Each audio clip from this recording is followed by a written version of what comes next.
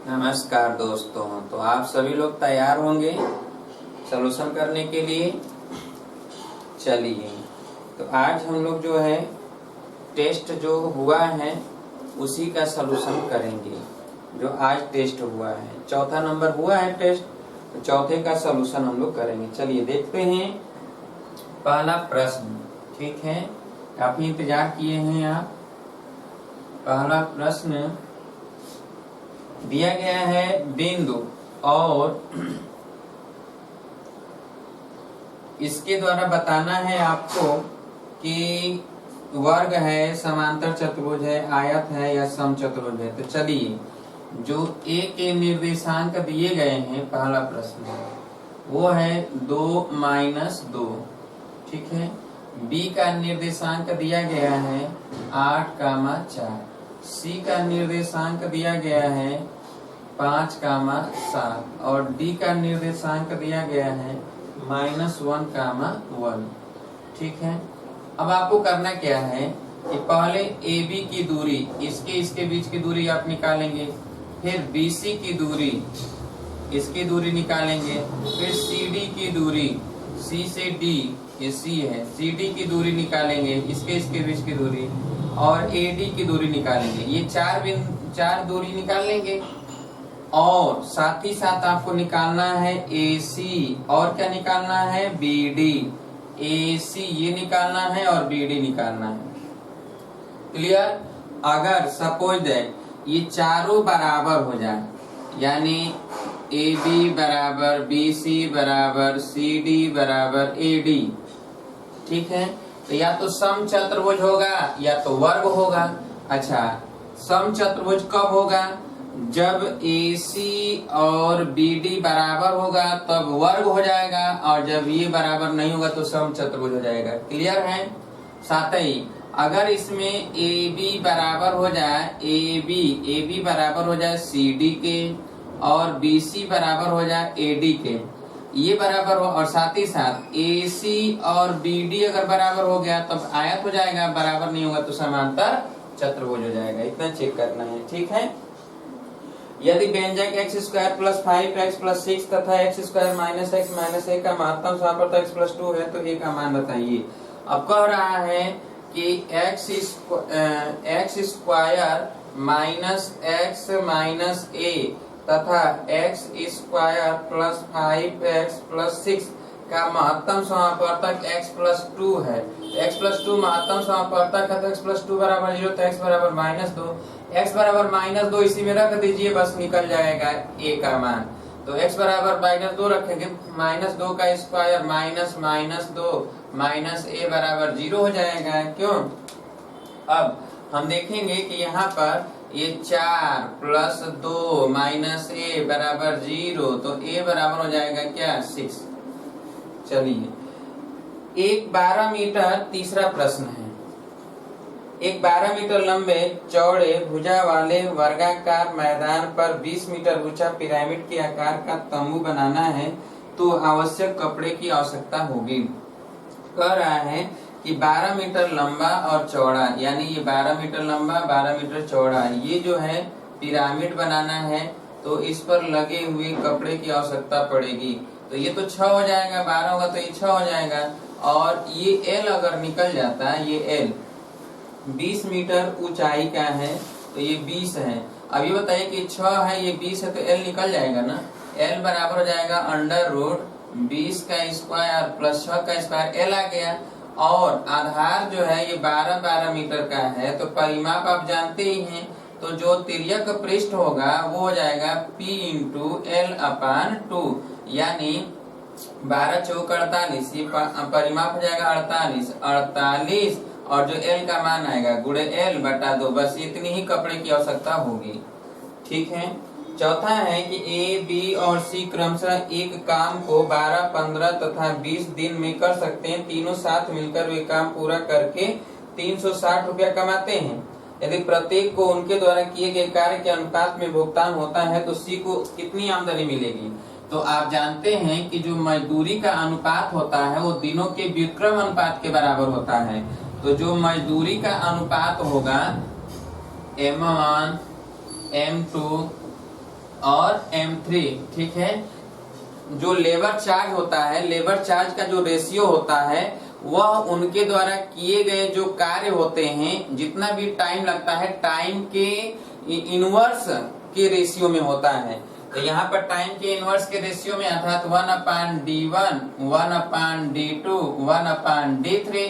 अब देखिए 1/D1, D2, D3 दिया गया है, 1/12, 1/15 और 1/20। अब इन तीनों का एलसीएम लेंगे तो 60 हो जाएगा। तो 60 से मल्टीप्लाई किया जाता है, 60 गुणे 1/12 और फिर 60 गुणे 1/15 और 60 गुणे 1/20। तो इसका रियल रेशियो निकल जाएगा। क्या हो जाएगा? ये 5 हो जाएगा, ये 4 हो जाएगा, ये 3 हो जाएगा।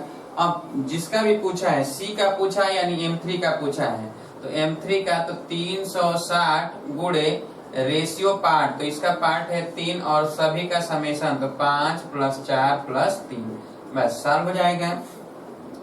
अगर ब्याज प्रति वर्ष संयोजित होता हो तो, यानी कह रहा है कि एनुअली जो है ब्याज इंक्लूड किया जाता है, तो इसका मतलब है कि कंपाउंड इंटरेस्ट है, तो कंपाउंड इंटरेस्ट चक्रवृद्धि ब्याज है। तो चक्रवृद्धि ब्याज के लिए 800 रुपए का 5% वार्षिक ब्याज की दर से 2.5 वर्ष का चक्रवृद्धि ब्याज कितना होगा। तो चलिए यहाँ पर हम बताते हैं कि A बराबर हो जाता है P1 + R/100 to the power यहाँ पर T और इंटू 1 + R/100 इंटू X/Y। ये फार्मूला होता है जब T सही X/Y ईयर होता है तब, ठीक है। तो चलिए यहाँ पर क्या है कि 800 तो प्रिंसिपल अमाउंट है, 1 + 5 रेशियो रेट है, इंटरेस्ट रेट, ये 2 है, और 1 + 5/100 इंटू 1/2, X/Y की जगह पर 1/2 है। तो ये हो जाएगा, बस अब यहाँ से A निकल जाएगा, और A निकल जाएगा तो CI निकाल लीजिएगा, क्या है A - P। चलिए, एक कक्षा के 15 बालकों के वजन किलोग्राम में नीचे दी गई सारणी के अनुसार है। कहा जा रहा है कि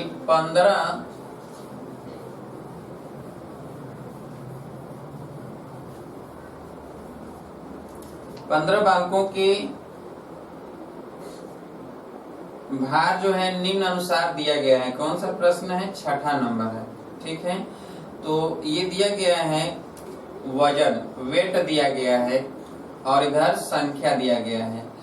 वेट में दिया गया है 31, तो संख्या है 2, और 34 संख्या है 3, और 35 किलोग्राम के 4 हैं, और 36 किलोग्राम के 3 व्यक्ति हैं, और 37 के 1 हैं, ठीक है।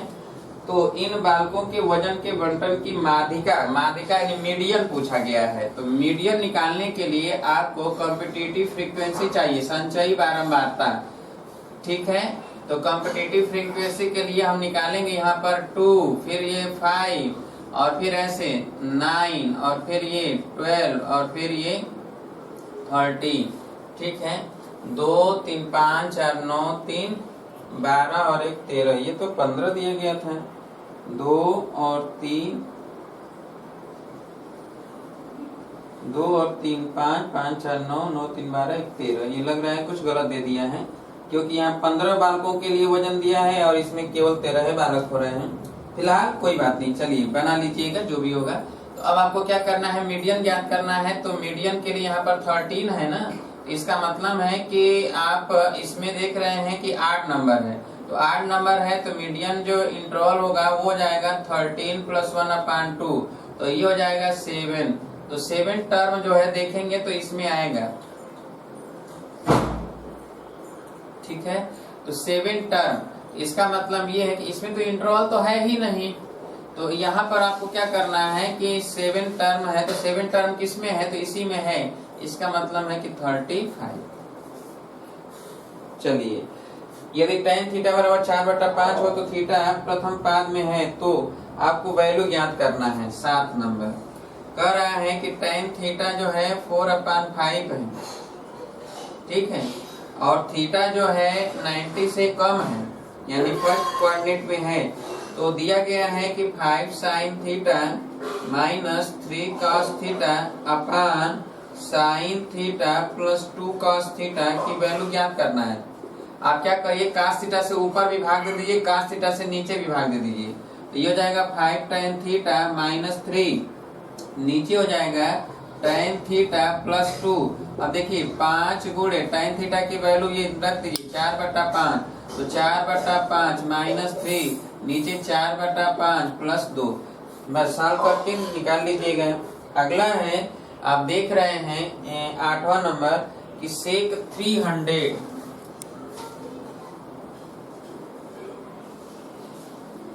तो सेक 300 को आप लिखेंगे 8वां नंबर, सेक 300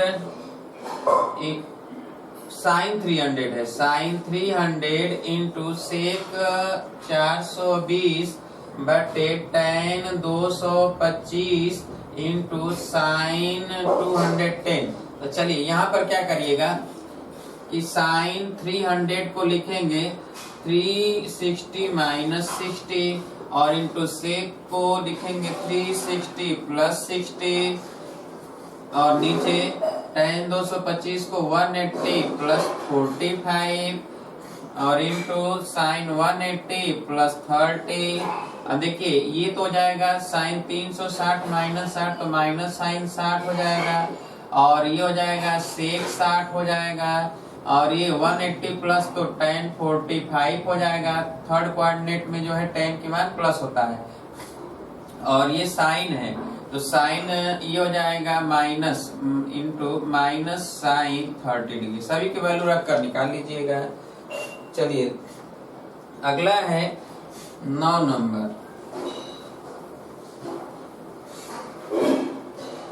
9 नंबर देखिए, रेखाओं 3x plus 4y minus 12, 3x plus 4y minus 12 बराबर 0 और 3x प्लस 4y माइनस 18 बराबर 0 के बीच की दूरी ज्ञात करना है। इन रेखाओं के बीच की दूरी तो डेल्टा p बराबर होता है c1 upon under root a1 square plus b1 square minus c2 upon under root a2 square plus b2 square. चलिए c1 के जगह पर माइनस 12 बटा अंडर रूट ये 3 का स्क्वायर प्लस 4 का स्क्वायर और माइनस c2 की जगह पर माइनस 18 बटे अंडर रूट 3 का स्क्वायर प्लस 4 का स्क्वायर। सॉल्व कर लीजिएगा। एक दिन की राम की आमदनी रवि की आमदनी से 3 रुपया ज्यादा है। यदि उनकी प्रतिदिन की आमदनी का गुणनफल 460 रुपया हो तो राम की प्रतिदिन की आमदनी कितनी है। तो चलिए देखा जाए, कहा जा रहा है कि एक दिन की राम की जो आमदनी है, मान लिया जाए कि x रुपया, देखिए कहा जा रहा है एक दिन की राम की आमदनी रवि की आमदनी से 3 रुपया ज्यादा है तो रवि की आमदनी x मान लेते हैं। ये रवि की आमदनी x है तो राम की आमदनी जो हो जाएगा कितना अधिक है, 3 रुपया ज्यादा है तो x प्लस 3 हो जाएगा। ठीक है, और इनकी आमदनी का गुणनफल तो x into x plus 3 is equal to 460। तो ये x square plus 3x minus 460 is equal to 0। अब इसका सॉल्व करके 4 के फार्मूले से या गुणनखंड करके निकाल लेंगे तो x का मान निकल जाएगा। ठीक है, तो राम के प्रतिदिन की आमदनी पूछा है तो x का जो भी आएगा x प्लस 3 कर दीजिएगा। ठीक है, यदि 11 नंबर है, ये 10 नंबर था, 11 नंबर है, यदि m तथा n दो प्राकृतिक संख्या है जबकि m to the power n बराबर 25, कह रहा है प्राकृतिक संख्या है और m to the power n बराबर 25, इसका मतलब है 5 का स्क्वायर तो m बराबर हो गया 5 और n बराबर हो गया 2। ठीक है, तो कह रहा है कि n to the power m तो 2 टू द पावर 5 बराबर कितना हो जाएगा, 32 हो जाएगा। ये था 11। 12 नंबर है, यदि हरि अपने घर से कार्यालय के लिए 4 किलोमीटर प्रति घंटे की चाल से साइकिल चलाता है तो 15 मिनट देरी से पहुंचता है। जब वो 4 किलोमीटर प्रति घंटा की साइकिल चलाता है तो 4 घंटा प्रति किलोमीटर की चाल से चलता है तो 15 मिनट देर पहुंचता है। तो s/4, तो यहाँ पर t+4 कर देते हैं, जितने समय में पहुंचना चाहिए था, तो 4 मिनट देर पहुंचता है। ठीक है, यदि यह अपनी चाल 1 किलोमीटर प्रति घंटा बढ़ा देता, यानी s/5 हो जाता, ठीक है, तो 30 मिनट पहले पहुंच जाता, 30 मिनट पहले पहुंच जाता तो t-1/2। ठीक है, तो उसके घर व कार्यालय के बीच की दूरी क्या है? तो उसके घर और कार्यालय के बीच की दूरी निकालना है। तो दो समीकरण मिल गया है, एक ये और एक ये, दोनों को सॉल्व करके s और t का मान निकल जाएगा। s का मान निकाल लेंगे और t का मान निकाल लेंगे। अब दूरी भी पता हो जाएगा और समय भी पता हो जाएगा। दूरी ज्ञात करना है तो s का मान निकाल लीजिएगा। एक व्यक्ति एक बैंक के आवर्ती खाते में 50 रुपया प्रति माह जमा करता है और 12% की वार्षिक दर से ब्याज पाता है। 1 वर्ष के बाद परिपक्वता राशि क्या होगी?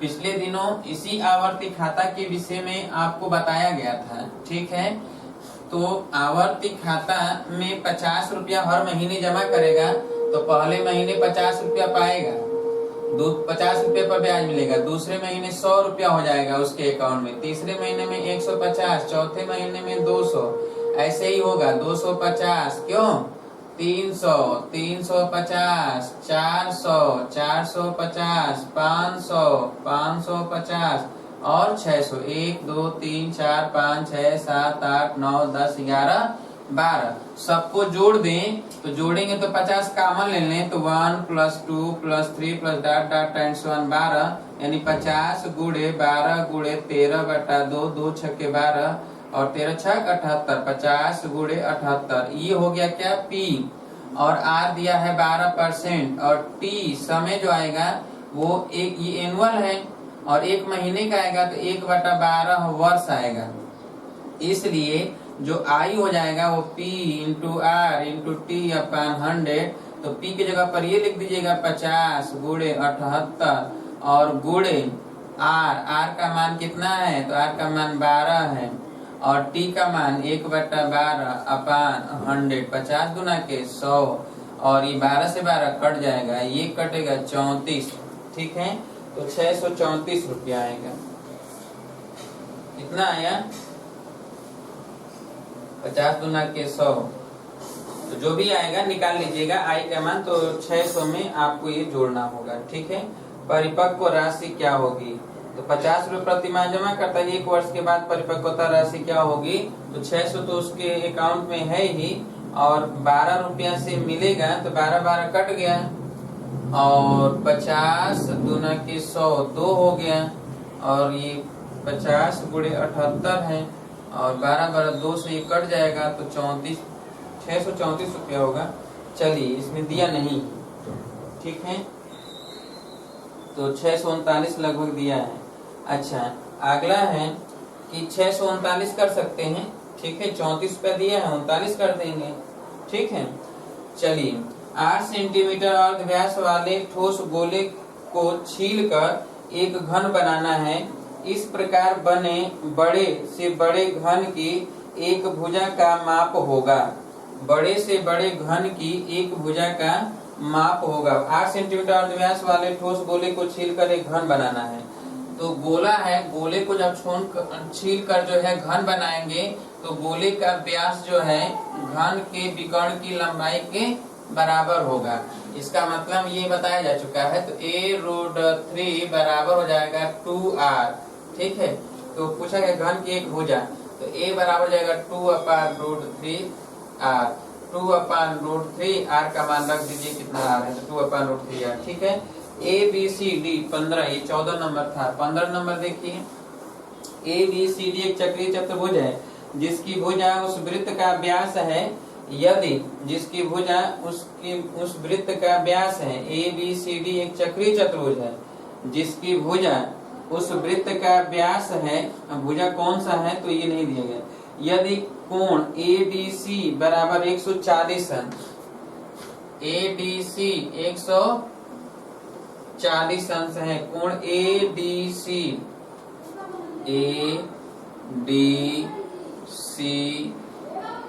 तो ये B, तो इसका मतलब है कि जो भुजा है वो भुजा AB है।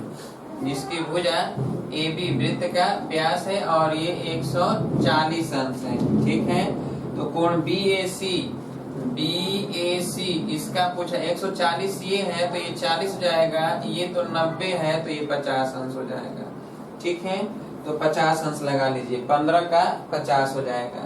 ठीक है, तो 15 नंबर और 13 नंबर। 15 नंबर में बनाना है क्या, AB, भुजा AB। ठीक है, एक पहाड़ी भूतल से 30 अंश का ढाल बना रही है।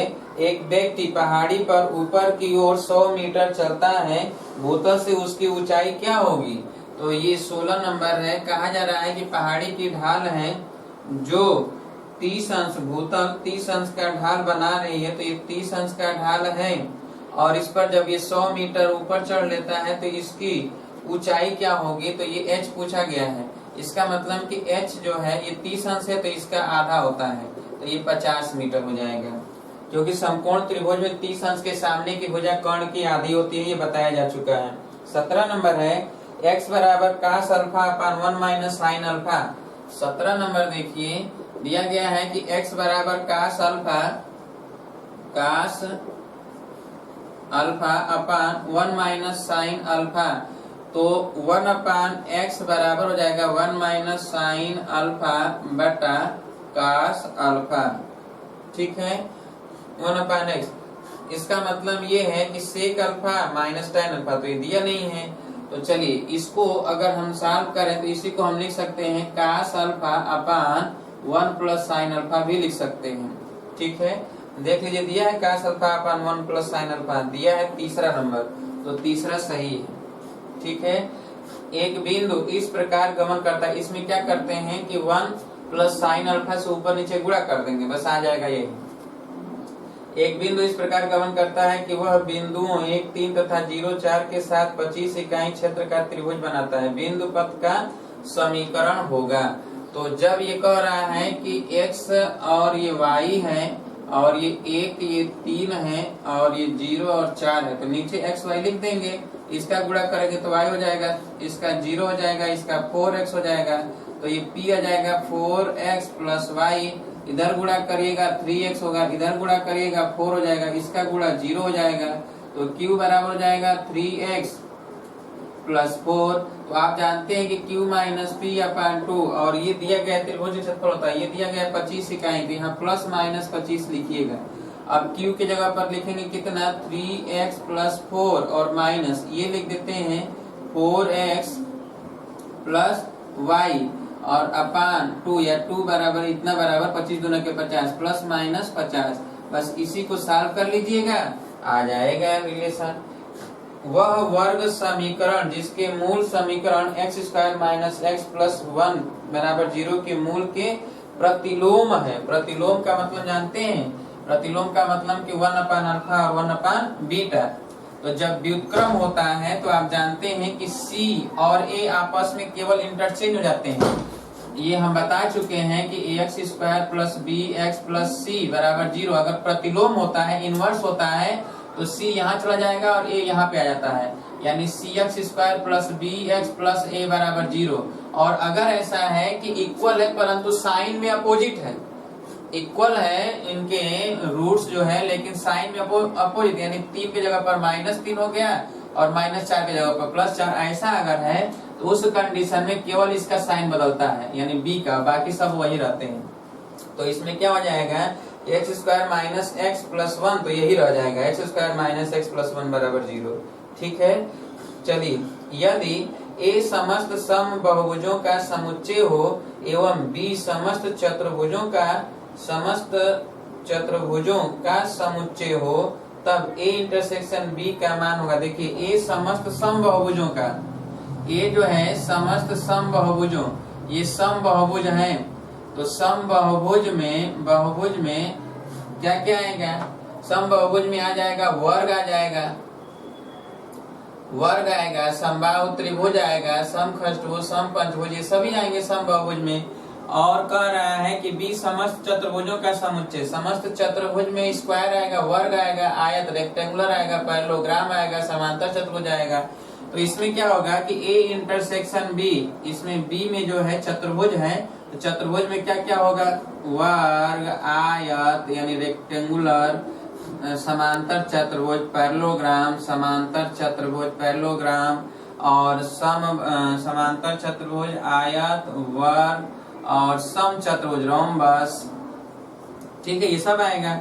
लेकिन इसमें वर्ग सम बहुभुज है, तो इसका मतलब है कि इन दोनों का इंटरसेक्शन, इसमें भी है वर्ग और इसमें भी है, तो ए इंटरसेक्शन बी में क्या आएगा, वर्गों का समुच्चय।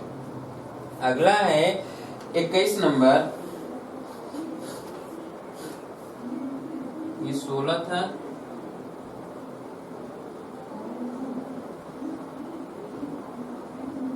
17, 18 हो गया, 19 हो गया, 20 हो गया। ठीक है, चलिए 21 नंबर आते हैं। तो 21 नंबर में यदि x square minus P x plus 8p minus 15/0 के मूल समान है तो p का मान ज्ञात कीजिए। कह रहा है कि x square minus P x plus 8p minus 15 बराबर 0, तो ये पूरा c है, ये केवल b है और यहाँ पर 1 है तो a है। तो मूल समान होते तो बी स्क्वायर माइनस 4ac बराबर 0, बस इसी को करके p का मान निकाल लीजिए। ठीक है, इसी में रख कर p की वैल्यू जो दिए गए हैं उसको रख कर संतुष्ट करा दीजिएगा। अगला है कि 22 नंबर 22, इसमें दिया गया है कि 2 to the power x plus 1 और plus 2 to the power x minus 1 बराबर 320 हो, तो x की वैल्यू, तो देखिए यहाँ पर लिखेंगे 2 to the power x into 2 to the power 1 plus 2 to the power x minus into 2 to the power minus 1 बराबर 320। अब 2 टू द पावर x को क्या मान ले, p, तो यहाँ पर क्या हो जाएगा, p इंटू 2p हो जाएगा। ठीक है, और प्लस यहाँ पे क्या हो जाएगा, p/2 बराबर कितना हो जाएगा 320, ये इधर आएगा तो 4p और यानी 5p/2 बराबर 320, इसका गुणा कर दीजिए तो p बराबर हो जाएगा कितना, 320 गुणे 2/5। अब यहाँ से जो वैल्यू आ जाएगा ये कितना आ जाएगा, 5 छक्का 30। ठीक है, और 5 चौके 20, 5 छक्के 30, 5 चौके 20, तो 64 में 2 का गुणा कर दें 128, ये तो 6 है, हाँ 6 एक साथ है, 2 टू द पावर 7, और ये p जो है 2 टू द पावर x बराबर 2 to the power 7, this implies x बराबर 7।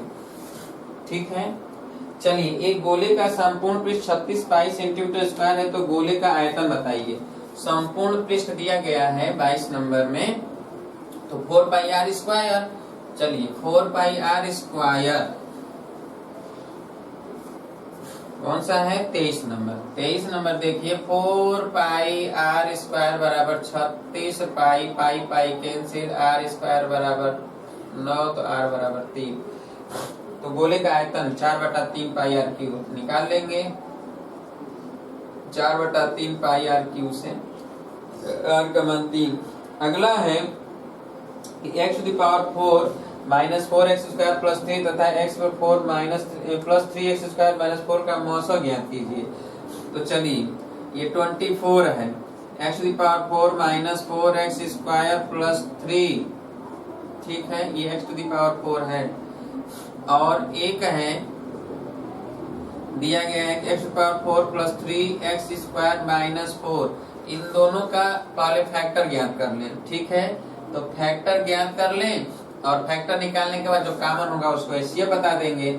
या दूसरा ये भी रास्ता है आपके पास कि जो ऑप्शन दिए गए हैं उसी में से वैल्यू रखकर संतुष्ट कर दें। जैसे एक्स स्क्वायर के जगह पर -1 रख दें, तो एक्स स्क्वायर के जगह पर 1, तो 1 यहाँ रखेंगे तो 1 और 1, तो ये जो है 0 हो जाएगा। यहाँ पर देखिए 1, ठीक है, और ये तो 3 1 4, ये भी 0 हो जाएगा। एक्स स्क्वायर बराबर 1 रख दें तो इसका मतलब है कि एक्स स्क्वायर -1 ही मौसा होगा। ठीक है, चलिए अगला है 25 नंबर कि ये 24 नंबर था 25। यदि ए और बी मिलकर किसी भवन के फर्श को 25 दिन में पालिश कर सकते हैं, ए अकेले भवन के 1/3 फर्श को 12 दिन में पालिश कर सकता है, तो अकेले बी को पूरा भवन करने में कितना समय लगेगा। चलिए ए और बी मिलकर 25 दिन लगाते हैं, तो 1/a + 1/b बराबर 25 दिन, यानी 25 प्रश्न है, ये 1/25।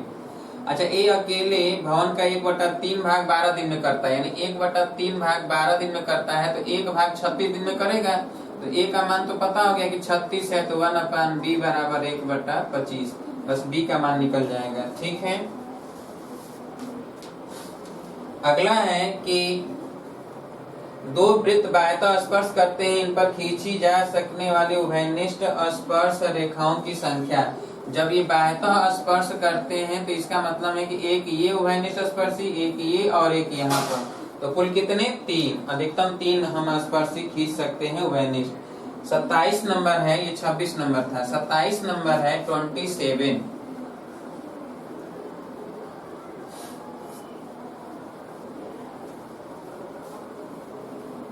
हम केवल हिंट बता रहे हैं आप सभी लोगों को, और तैयारी आप जोर शोर से करिए ताकि जो है अच्छा से अच्छा रैंक आ जाए। जब आप अच्छा पेपर करेंगे तो अच्छा रैंक आएगा और अच्छा कॉलेज मिलेगा। बार बार हम आप सभी लोगों को कह रहे हैं। चलिए आइए देखा जाए 27 नंबर। ओ केंद्र वाले वृत्त में एक जीवा PQ इस प्रकार है कि कोण PQ जो है जीवा है, और OPQ जो है 40 अंश है, ये 40 अंश है। यदि वृत्त के दीर्घ चाप में कोई बिंदु R है यहाँ, ठीक है, तो PRQ का मान क्या होगा? तो ये 40 अंश है, OPQ 40, ये 40 है, तो 40 ये भी होगा, 40 40 80, तो ये 100 हो जाएगा, तो 100 का आधा यहाँ पे होगा 50। ठीक है, आरोही क्रम में रखी संख्या 1 3 5 7 12 x+1 x+3 16 17 x+7 और 22 और 25 की माध्यिका 14 है, तो x का मान बताइए। ये आरोही क्रम में रखा गया है, नहीं बढ़ते हुए क्रम में रखा गया है।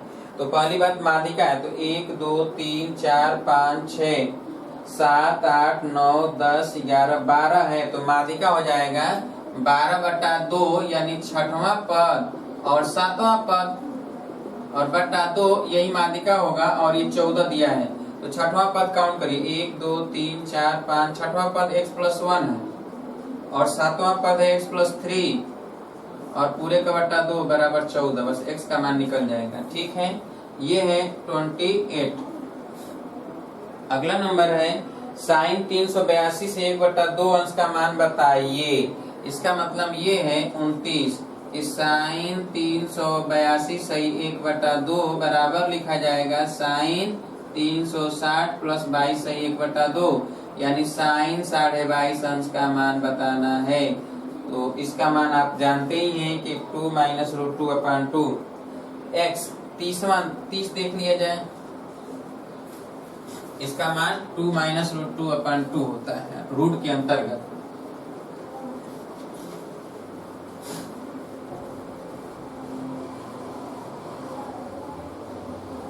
का 22.5 अंश का मान रूट के अंतर्गत 2 + √2/2, और tan का तो √2 - 1, काट का √2 + 1, ये सब याद रखिए।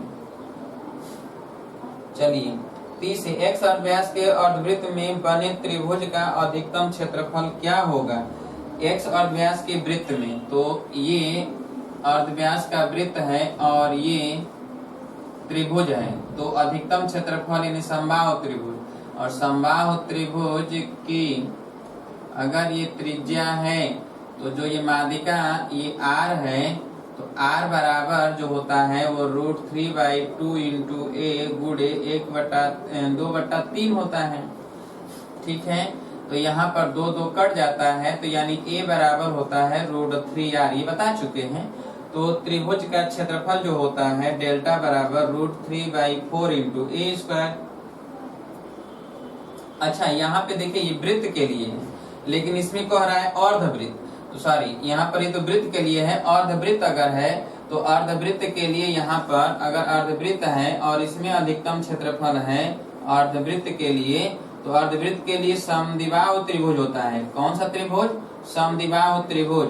तो समद्विबाहु त्रिभुज है, तो इसका मतलब ये है कि x तो ये 2x हो जाएगा, और ये a है, ये a है, तो ये a √2 हो जाएगा। ठीक है, इसका मतलब ये है कि a रूट 2 बराबर 2x, तो a बराबर हो जाएगा रूट 2x।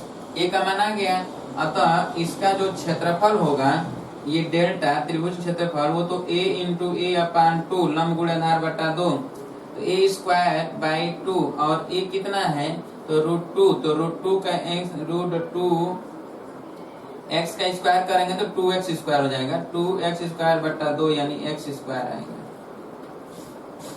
ठीक है, अगला है 31 रेखाओं और अगर वृत्त होता तो ये आता रूट 3/4 इंटू ए स्क्वायर, इसमें जब वृत्त होगा तब यहाँ अर्धवृत्त के लिए पूछा है तो ये लगाएंगे। 31 है कि a1x प्लस b1y बराबर 0 तथा a2x plus b2y plus c2 बराबर 0 के बीच का कोण ज्ञात कीजिए। देखिए इनके बीच का कोण ज्ञात करना है तो m1 आपको पता है, m2 पता है, तो बीच का कोण आप निकालेंगे तो m1 माइनस m2,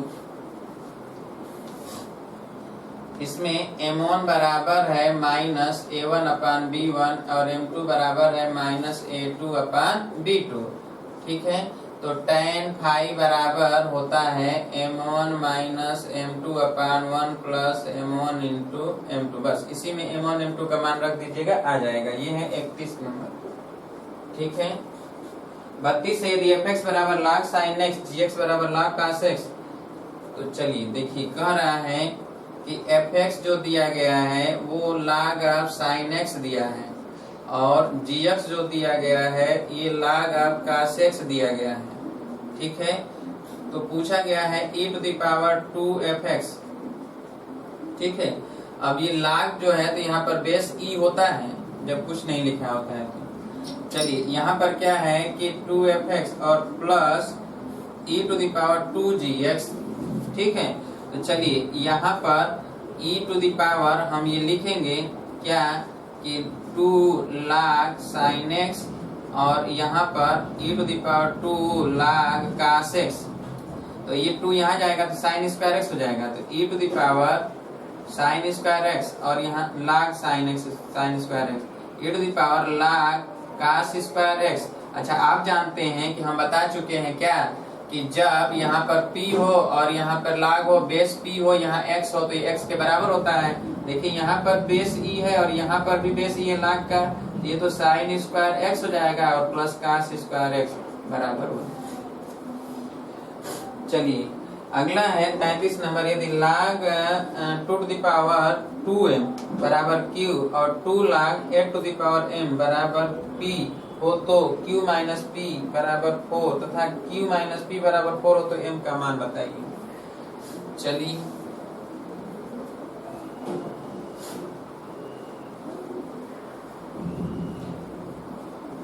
कहा जा रहा है कि log 2 to the power 2m बराबर q। ठीक है, और 2 log 8 to the power m बराबर p, तो q माइनस p का मान बताना है। ठीक है, चलिए तो q माइनस p, तो q माइनस p बराबर हो जाएगा, इसी को लिख देते हैं log 2 to the power 2m minus 2 log 8 to the power m। ठीक है, चलिए अब यहाँ पर क्या हो जाएगा कि इसे अगर हम सॉल्व करें तो देखेंगे क्या मिलता है कि यहाँ पर 2 टू द पावर 2m है। ठीक है, 2 टू द पावर 2m और यहाँ पर है 2 log 8 टू द पावर, तो यहाँ पर 2m log 2 और ये 2 टू द पावर 3m हो जाएगा। क्यों, ये हो जाएगा 2 इंटू 3m log 2, तो यहाँ पे 2m में से 6m जाएगा तो 4m हो जाएगा और log 2। हालांकि इस तरह का आंसर तो दिया नहीं है, तो इसका मतलब हमें लगता है कि ये जो है कुछ गलत लिखा हुआ है। ठीक है, ये 2 टू द पावर 2m न लिखकर बल्कि यहाँ बेस 2 लिखा है और यहाँ पर 2m लिखा है, हमको ये लग रहा है। और यहाँ पर क्या है 8m को यहाँ 8 है और यहाँ m लिखा हुआ है। ठीक है, तो अब अगर इस तरह का है तब हम देखेंगे कि यहाँ पर जब वैल्यू पुट करेंगे, ठीक है, p माइनस क्यू, तो जरा पहले इसको बना लिया जाए। तो यहाँ पर 2m, ठीक है, ये है 2m बराबर q, और यहाँ पर है m 8 है, तो यहाँ पर 2 बेस 2m बराबर p, और यहाँ पर 8 है तो यहाँ पर 3 हो जाएगा। तो चलिए यहाँ पर इस चीज को हम लिखेंगे 2, और यहाँ पर log m, ये 2 to the power 3, तो p, तो ये 3 आएगा इधर, तो 2/3, और log यहाँ पे हो जाएगा क्या m, और यहाँ हो जाएगा 2 बराबर p। अब देखिए यहाँ पर क्या हो जाएगा कि इसको नीचे लाते हैं, अच्छा इसी तरह छोड़ देते हैं, कोई दिक्कत नहीं। ये p हो गया और यहाँ पर ये q हो गया। चलिए तो p और q तो पता हो गया, इसलिए q माइनस p बराबर, q का मान हम रख देते हैं, तो q का मान ये है, तो ये रखते हैं क्या 2m और माइनस 2/3, और log यहाँ पर हो जाएगा क्या m, यहाँ बेस 2, तो इसको हम लिखेंगे log 2 और प्लस log m, और माइनस 2/3, और इसको हम लिखेंगे क्या log m, ठीक है। तो log 2 तो यहाँ रहेगा ही। अब ये log m में से 2/3 log m घटेगा, तो ये कितना हो जाएगा 1/3 प्लस 1/3 log यहाँ पर m हो जाएगा, ठीक है। तो ये वैल्यू हो गया। अब इसको अगर हम सॉल्व करेंगे तो ये m पर 1/3 हो जाएगा और 2 हो जाएगा, तो log 2 और प्लस log ये m पर 1/3 हो जाएगा। और अगर इसको सॉल्व करेंगे तो ये दोनों का गुणा हो जाएगा, तो एक ही लिख कर 2 इंटू m पर 1/3 हम लिख सकते हैं, ठीक है। तो ये आंसर होगा, जबकि इसमें दिया नहीं है, इसमें कुछ जो है गलत लिखा हुआ है, इसीलिए जो है नहीं आ रहा। अच्छा m का मान पूछा है, तो m का मान बताइए। यहाँ पर m का मान पूछा जा रहा है सर, m का p माइनस q बराबर 4 दिया है ना। अच्छा यहाँ पर p माइनस क्यू बराबर 4 दिया है, तो ये 4 है, ये 4 है, ये 4 है, ठीक है। जब 4 दिया है तो यहाँ पर इसके बराबर हम 4 लिख दें, क्या लिख दें 4, ठीक है। तो 4 लिख दिया, तो इसका मतलब ये है कि इसमें हम लिखेंगे 4, तो यहाँ पर 4 लिख दें जो ये लिखा गया है, तो यहाँ पर लिख दें क्या 4,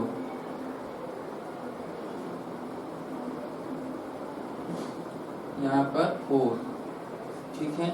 अच्छा जब यहाँ 2 है तो यहाँ पर बेस 2 है, बेस 2 सबका बेस 2 है ना, देखिए बेस 2 है, 2 बेस था, तो ये जो log 2 आया है इसका मान तो 1 हो जाएगा, तो ये तो 1 हो गया, तो 1 उधर जाएगा, और यहाँ पर 1/3 ही रहने दें, क्यों 1/3 log यहाँ m यहाँ 2, और ये हो जाएगा क्या, तो उधर 1 जाएगा तो उधर 3 हो जाएगा, यहाँ 1 हो गया, ये तो इधर जाएगा तो 3 हो जाएगा। तो अब यहाँ पर log ऑफ m बेस 2 बराबर ये हो जाएगा कितना 3, और ये 1/3 है, तो इधर हो जाएगा तो ये 9 हो जाएगा, क्यों ये 1/3 है, तो अब बराबर 3, तो यहाँ पर 3 है, तो इधर जाएगा तो क्या हो जाएगा 9 हो जाएगा ना। तो m बराबर हो जाएगा कितना, तो m बराबर हो जाएगा 2 to the power 9। इसके सलूशन में तो m बराबर 2 to the power 9 आ रहा है, जबकि इसमें दिया नहीं है, कुछ गड़बड़ कर रहा है इसमें। चलिए कोई बात नहीं,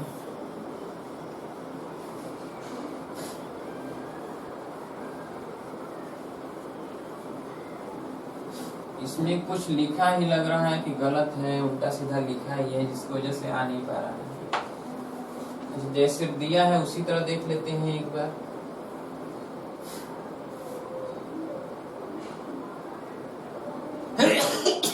सॉरी, हाँ चलिए यहाँ पर क्या है कि 2m log 2 है, ये सही दिया है हमको लगता है कि q, और यहाँ पर क्या है कि 3m, तो 6m log 2 बराबर दिया है p। तो चलिए और Q माइनस पी बराबर 4 दिया है, तो यहाँ पर क्या हो जाएगा 2m log 2 और माइनस 6m log 2 बराबर 4। तो यहाँ पे क्या हो जाएगा, 6 में से 2 जाएगा तो 4, तो 4m log 2 बराबर 4 माइनस है तो m बराबर हो जाएगा 4 अपान माइनस 4 log 2, 4 कैंसिल तो माइनस 1 अपान log 2। इसका मतलब है कि ये सही दिया हुआ है, ठीक है। वो हमने मिस कर दिया यहाँ पर कि यहाँ पे m p माइनस q की वैल्यू हमने निकालने के चक्कर में पड़ गया था, ठीक है। चलिए, जबकि इसमें दिया है q माइनस पी बराबर 4, तो q माइनस पी बराबर 4 से लगाना था, इसको हटा दीजिएगा, ठीक है। नजरअंदाज हमने कर दिया था। चलिए अगला है, इसलिए कहा जाता है कि पूरा प्रश्न पढ़ के ही सॉल्व करिए। अब देखिए अगला प्रश्न है कि 34 1.68 मीटर लंबे तथा 2.4 मीटर व्यास वाले बेलनाकार रोलर को 1000 चक्कर द्वारा जो भूमि समतल किया जा सकता है वह होगा। तो देखिए 1.68 मीटर लंबा और 2.4 मीटर व्यास वाले बेलनाकार रोलर द्वारा 1000 चक्कर, तो 1000 चक्कर अगर करेगा तो जो वक्र जो टोटल पृष्ठ होगा S, वो 1000 गुणे रोलर का वक्र पृष्ठ होगा, यानी 1000 गुणे 2 पाई r और इंटू h, अर्थात 1000 गुणे 2 गुणे 22/7 और r। रोलर है 2.4 व्यास का, तो ये 1.2 त्रिज्या हो जाएगा, ठीक है। और 2 पाई r इंटू h है 1.68, बस सॉल्व कर लीजिएगा।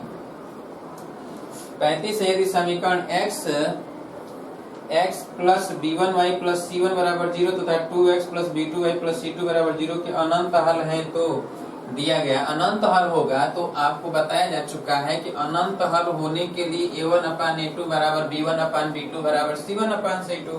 तो चलिए यहाँ पर है कि 1 into x plus b1y plus c1 बराबर 0 और दूसरा है 2x plus b2y plus c2 बराबर 0। तो यहाँ पर 1 अपान 2 बराबर b1 अपान b2 बराबर c1 अपान c2। इसी को सॉल्व कर दीजिए, तो b1 बराबर हो जाएगा 2b2, b2 बराबर 2b1 और c2 बराबर 2c1, ठीक है। एक समबाहुभुज में 10 भुजाएं हैं, उसके प्रत्येक कोण बराबर होंगे। तो थीटा बराबर होता है 180 माइनस 360/n, तो 180 माइनस 360/10 ये हो जाएगा 144, ठीक है। 37 नंबर है, यदि किसी श्रेणी का माध्य 25.24 था, बहुलक इतना है, तो उसकी माध्यिका, तो बहुलक और माध्यिका में संबंध जो होता है, बहुलक बराबर 3 गुणे माध्यिका माइनस 2 गुणे समांतर माध्य, इसी में रखकर निकाल लीजिएगा, ठीक है।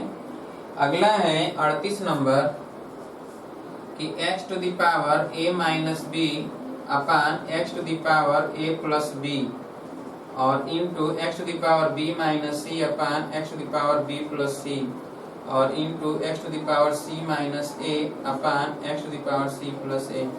तो चलिए x पर केवल लिखते जाएं, तो a minus b plus b minus c plus c minus a और minus a minus b minus b minus c minus c minus a, सब नीचे वाला ऊपर जाएगा तो घट जाएगा, जो कट रहा है काट दीजिए, जो बचेगा बचा दीजिएगा, ठीक है। तो चलिए देखिए कट रहा है क्या क्या। पहली बात है कि माइनस b से कटेगा, माइनस c से a से कट जाएगा। अब यहाँ पर माइनस है माइनस है, minus 2a minus 2b minus 2c, तो ये x पर माइनस 2 कॉमन ले लें तो a plus b plus c। अब देखिए विज्ञान में, भौतिक विज्ञान का देख लिया जाए। 0 डिग्री सेंटीग्रेड की 1 ग्राम बर्फ को 100 डिग्री सेंटीग्रेड की भाप में परिवर्तित करने के लिए कितनी ऊष्मा की आवश्यकता होगी। 1 ग्राम बर्फ को तो 720 कैलोरी की जरूरत होता है ना।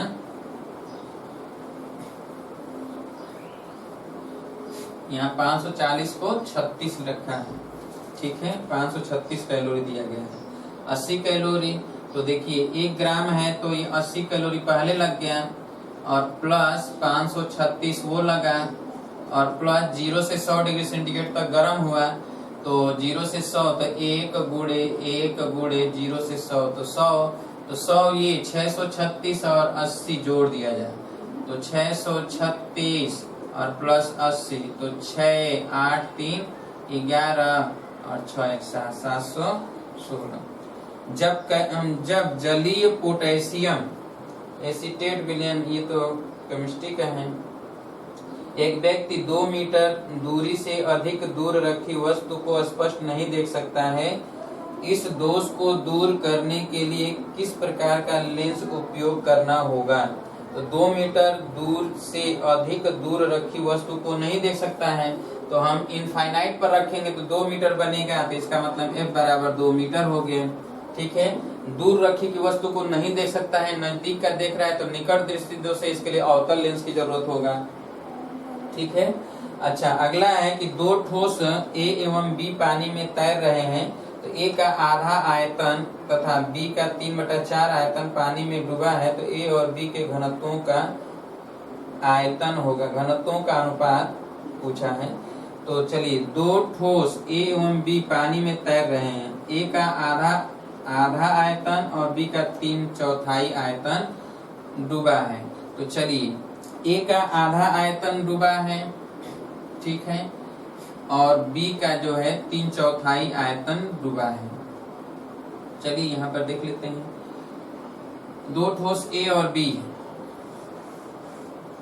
ठीक है, एक है कि इसमें डाला गया है तो इसका आधा भाग डूबा है, तो आधा पानी बाहर निकालेगा,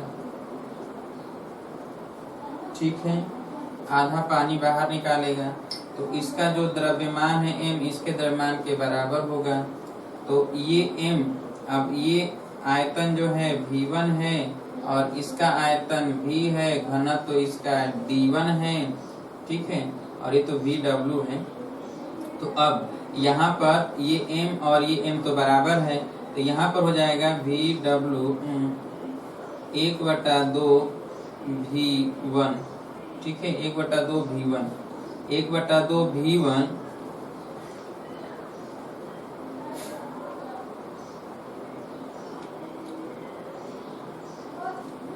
1/2 V1 और इंटू हो जाएगा क्या DW, ठीक है, द्रव्यमान बराबर इसका द्रव्यमान, तो इसका द्रव्यमान जाएगा V1 इंटू D1। तो अब देखिए V1 क्या हो जाएगा, कैंसिल, तो DW बराबर हो जाएगा कितना, 2D1। चलिए जब 3/4 जो है दूसरा डालते हैं तो वो जो है 3/4 आयतन पानी में डूबा है, तो उसके लिए क्या हो जाएगा कि 3/4 V2, ठीक है, इंटू DW बराबर हो जाएगा V2 into D2, V2 cancel, तो DW बराबर हो जाएगा कितना, तो ये हो जाएगा 4/3 D2, तो अब DW ये भी है, DW ये भी, तो बराबर हो जाएगा, तो 2D1 बराबर 4/3 D2, तो D1/D2 बराबर हो जाएगा 2/3, यानी 2:3 का अनुपात होगा, ठीक है, 2:3 का अनुपात होगा। चलिए पानी में ध्वनि की चाल, वायु में ध्वनि की चाल की 4 गुनी है, यदि n आवृत्ति एवं लैम्डा तरंग दैर्ध्य की एक ध्वनि तरंग वायु से पानी में प्रवेश करती है तो इसकी आवृत्ति एवं तरंग दैर्ध्य हो जाती है। आवृत्ति तो वही रहेगा, आवृत्ति में कोई परिवर्तन नहीं होता है, ठीक है, तो तरंग दैर्ध्य बदल जाएगा, तो तरंग दैर्ध्य कितना हो जाएगा, तो 4 गुना है ना, तो 4 गुना तरंग दैर्ध्य हो जाएगा, सीधी सी बात है, ठीक है, तो 4 गुना तरंग दैर्ध्य हो जाएगा, n वही रहेगा। अब हम लोग देखेंगे 44 नंबर, एक संयुक्त सूक्ष्मदर्शी में अविदेशक एवं नेत्रिका की आवर्धन क्षमता M1 एवं M2 है, तो सूक्ष्मदर्शी की आवर्धन क्षमता M1 गुणे M2 होता है, ठीक है, गुणनफल होता है M1 इंटू M2। अच्छा अगला है, किसी पदार्थ के रेखीय क्षेत्रीय एवं आयतन प्रसार गुणांक में रिलेशन, तो अल्फा संबंध है बीटा संबंध है गामा, अल्फा बीटा गामा बराबर 1 समझे 2 समझे 3। अगला है कि एक तरंग की चाल 360 मीटर पर सेकंड तथा आवृत्ति 5 हर्ट्ज है। दो संलग्न कण जो 180 अंश के कालांतर पर हैं के मध्य की न्यूनतम दूरी होगी। तो इनकी जो न्यूनतम दूरी होगी 5 हर्ट्ज है और 180 के कालांतर पे है। इसका मतलब एक इधर है और एक इधर है, तभी तो 180 अंश का कालांतर हुआ। तो ये लेमडा 1 है, ये लेमडा 2 है, तो जोड़ देंगे तो 360 मीटर, एक तरंग की चाल 360 मीटर है और आवृत्ति 5 हर्ट्ज है। इसके दो संलग्न कण, ठीक है, 180 अंश के कालांतर पे है। तो लेमडा 1 लेमडा 2 तो 360 बटा n यानी 5। तो ये कितना हो जाएगा, ये हो जाएगा 5 7 35, 5 दूना के 10, 72। ठीक है, तो 72 मीटर है। तो ये 180 अंश के कालांतर पे है, 180 अंश के कालांतर पे है। तो इनका मध्य की जो दूरी हो जाएगा वो इनमें से कोई नहीं दिया है। 72 और 72 कितना हो जाएगा, 144। ठीक है, तो ये इनमें से कोई नहीं, ऑप्शन में लगा दीजिएगा। अच्छा, अगला है कि 50 डिग्री सेंटीग्रेड पर 48 नंबर है। 50 डिग्री सेंटीग्रेड पर एक लोहे की छड़ की लंबाई को 5.002 सेंटीमीटर से घटाकर 5 सेंटीमीटर करना है। यदि यह घटी हुई लंबाई किस ताप पर प्राप्त हो सकेगी, दिया गया है कि लोहे का लंबाई जो है, लंबाई का प्रसार गुणांक यानी अल्फा दिया है 0.00012 प्रति डिग्री सेंटीग्रेड। ठीक है, और 50 डिग्री सेंटीग्रेड से घटाना है और घटाकर कितना करना है हमें, तो 5.002 है। तो ये 5 डेल्टा एल दिया गया है, कितना, तो डेल्टा एल है 0.002 सेंटीमीटर और एल कितना है, तो एल है 5 सेंटीमीटर, ये सेंटीमीटर है। ठीक है, और इतना रेखीय प्रसार गुणांक कितना है। तो चलिए, अब ये दिया गया है और डेल्टा एल दिया गया है। तो आप अल्फा पता ही है, तो आप जानते हैं कि अल्फा बराबर होता है डेल्टा एल अपान एल इंटू टी। बस टी का माना जाएगा टी बराबर डेल्टा एल अपान एल इंटू अल्फा, बस टी का माना जाएगा। ठीक है, चलिए, एक गैस में प्रत्येक 2 हाइड्रोजन, ये तो केमिस्ट्री का है। अगला है 120 मीटर लंबी एक ट्रेन 10 मीटर पर सेकंड की चाल से पश्चिम की ओर जा रही है। एक व्यक्ति जो 5 मीटर पर सेकंड की समान चाल से मोटरसाइकिल चला रहा है इस ट्रेन को विपरीत दिशा में पार करता है। इस व्यक्ति को ट्रेन के पार करने में समय लगेगा। लीजिए, अब यहाँ पे आ गया मैथ। ठीक है, 120 मीटर लंबी एक ट्रेन है और 10 मीटर पर सेकंड की चाल से पश्चिम दिशा की ओर जा रही है, पश्चिम दिशा की तरफ जा रही है, इधर की तरफ। ठीक है, और एक व्यक्ति जो 5 मीटर पर सेकंड की समान चाल से मोटरसाइकिल चला रहा है इस ट्रेन के विपरीत दिशा में, ये इधर की तरफ आ रहा है। तो r का मान 120 है और ये है 5 मीटर पर सेकंड है। ठीक है, ये v2 है और ये है v1। v1 कितना है, तो v1 है 10 मीटर पर सेकंड। तो पार करने में लगा समय t बराबर हो जाएगा r अपान v1 प्लस v2, क्योंकि विपरीत दिशा में है। तो ये हो जाएगा 120 बटा 10 प्लस 5, 15 बटे 20, यानी 8 सेकंड लगेगा। तो चाल समय और दूरी का समय प्रश्न है। चलिए, 2 गेंदे जिनका द्रव्यमान क्रमशः 4 ग्राम तथा 9 ग्राम है, समान त्रिज्या समान गतिज ऊर्जा से चल रही है, उनके संवेग का अनुपात होगा। तो आपको बताया जा चुका है कि संवेग का जो अनुपात होगा, गतिज ऊर्जा अगर बराबर है, तो गतिज ऊर्जा जब बराबर है तो जो संवेग होता है P1 अपान P2 वो V2 अपान V1।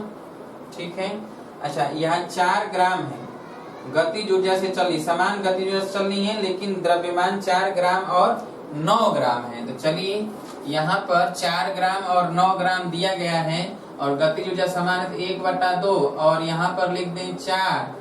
ठीक है, गुणे v1 का स्क्वायर बराबर 1/2, यहाँ पे लिख दे 9 और गुणे v2 का स्क्वायर। तो चलिए, यहाँ पर क्या हो जाएगा कि v1 square upon v2 square. ठीक है, v1 square upon v2 square बराबर हो गया कितना, 1/2 1/2 कैंसिल हो जाएगा, 9/4। This implies v1 upon v2 बराबर हो जाएगा कितना, 3/2। तो तो V2 अपान V1 हो जाएगा कितना 2/3, 2 समंदे 3।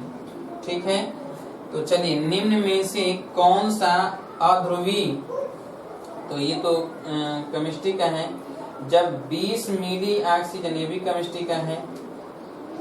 अगला है 54 नंबर। 54 नंबर देखिए कि 60 अंश पर झुके दो समतल दर्पणों के मध्य रखी वस्तु के कितने प्रतिबिंब इमेज बनेंगे।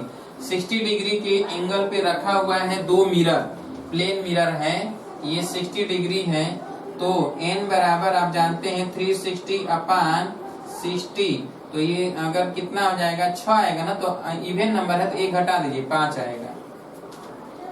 जब इवन आता है तो 1 घटा देते हैं, 8 आता है तो वही रहेगा। ठीक है, अगला है इंद्रधनुष में निम्न दिए गए रंगों में से कौन सा रंग नहीं दिखाई देता। पीला, काला, लाल, हरा। तो काला दिखाई देता है क्या? नहीं दिखाई देता है।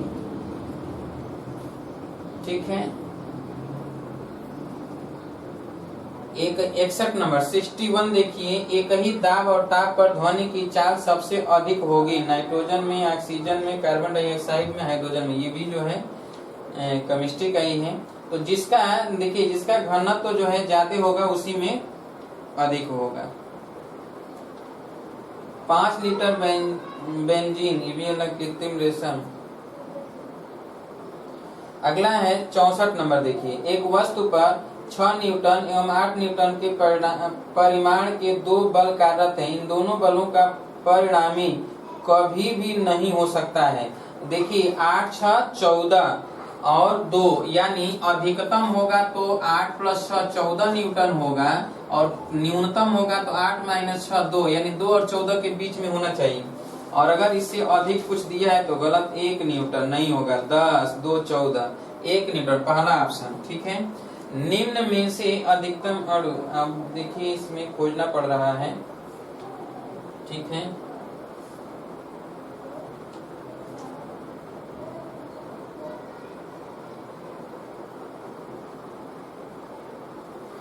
अगला है सोने 72 नंबर देखिए, सोने के तार का विशिष्ट प्रतिरोध रो है। सोने के तार का विशिष्ट प्रतिरोध जो है रो है। जब इसकी लंबाई 2 गुनी बढ़ा दी जाए तो इसका विशिष्ट प्रतिरोध पर कोई प्रभाव नहीं पड़ता है। लंबाई बढ़ाने या घटाने से विशिष्ट प्रतिरोध पर कोई प्रभाव नहीं पड़ता है, वही रहता है। ठीक है, चलिए फ्यूज तार बना होता है। फ्यूज तार जो है कई मिश्र धातुओं को मिलाकर बनाया जाता है। टंगस्टन का नहीं, केवल तांबे का भी नहीं, सीसा टीन का मिश्र धातु होता है। ये सही है, तीसरा है। ठीक है, 75 सबसे अधिक अपवर्तनांक होता है हरे प्रकाश के लिए, पीले प्रकाश के लिए, लाल प्रकाश के लिए, बैगनी। तो बैगनी के लिए, क्योंकि सबसे नीचे कौन होता है? बैगनी होता है। ठीक है, उसी के लिए सबसे ज्यादा अपवर्तनांक होता है। चलिए, तो ये तो हो गया आपका आंसर। ठीक है, तो आज हमने बताया आप सभी लोगों को चौथे, ठीक है, चौथे का प्रश्न ऑप्शन हमने सॉल्यूशन किया, लेकिन केवल हिंट दिया। टेस्ट जो आज हुआ था उसी का हमने सॉल्यूशन किया, केवल सिर्फ हिंट दिया। तो अब अगले दिन जब मिलेंगे तो अगले पेपर का सॉल्यूशन करेंगे। आप सभी लोग जो है इसमें जितना भी हमने प्रश्न का सॉल्यूशन किया है इसको अच्छी तरह से सॉल्व कर लीजिएगा। ठीक है, ठीक है, तब तक के लिए नमस्कार दोस्तों।